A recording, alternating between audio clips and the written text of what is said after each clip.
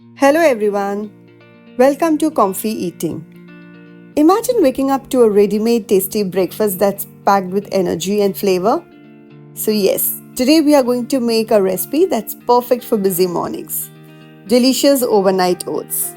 To a bowl, we first add 2 teaspoons of chia seeds, half cup oats, add 1 cup of milk, add some berries. I've used a strawberry and blueberry. Add some dried cranberries and almonds for the crunchiness. Drizzle some honey over it. Now mix everything together until it is well combined. Cover your bowl and refrigerate overnight. When you're up in the morning, your overnight oats is ready. Slice up some fresh bananas and add them on top. They not only add sweetness but also provides a good source of potassium.